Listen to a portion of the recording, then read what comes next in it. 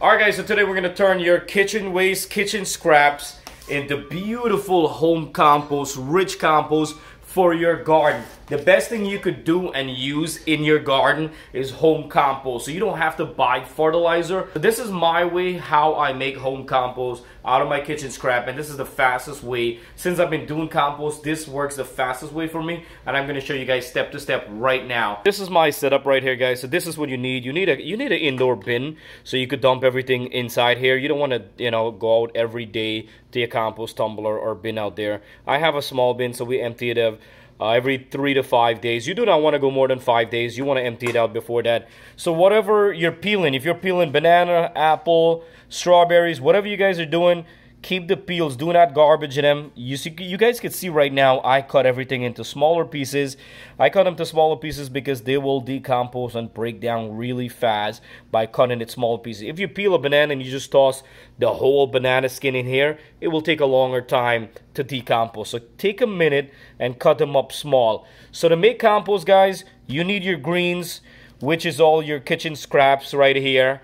And you need browns, which is your cardboard, paper, leaves, toilet tissue roll, toilet paper roll, all that stuff you could use. Try to not get any chemical stuff on your cardboard, or if you have writing or sticker and stuff like that, don't use those. Use plain regular cardboard and stuff. And here I have coffee ground, used coffee ground, which increase the nitrogen level inside, and I give it a good boost. So if you have the K-cups, you could, this is the coffee filter. This is the coffee filter paper I break up and I use. It's another thing, if I'm going to use, say I'm using 1 plate full of kitchen scrap, you're going to want to add 2 to 3 plates of browns. So you need more cardboard and leaf and papers, more than your kitchen scrap to break it down. And then another thing I'm going to show you outside, I'm going to add some water to keep it moist to help break it down. And with some air and a good spinning, it will help, and it will turn into this right here.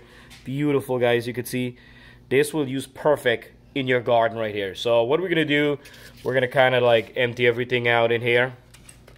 See if I can do this with one hand. So literally, I'll dump everything.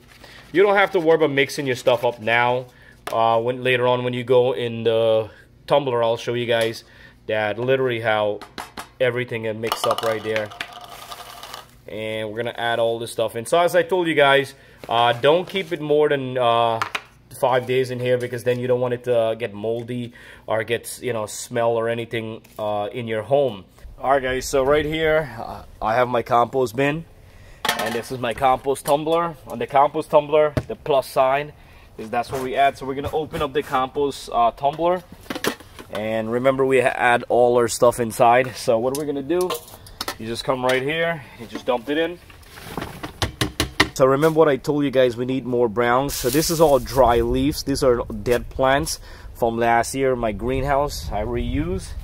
And I dump them in there. And wet it a little bit enough. You want to wet it till it's damp. Good. And after that, close it up. And then you give it a spin. Always important, keep spinning it. You'll see the water come out, some water fly out. If the water's flying out, it's not a big deal. Keep spinning it. You want everything to get mixed up.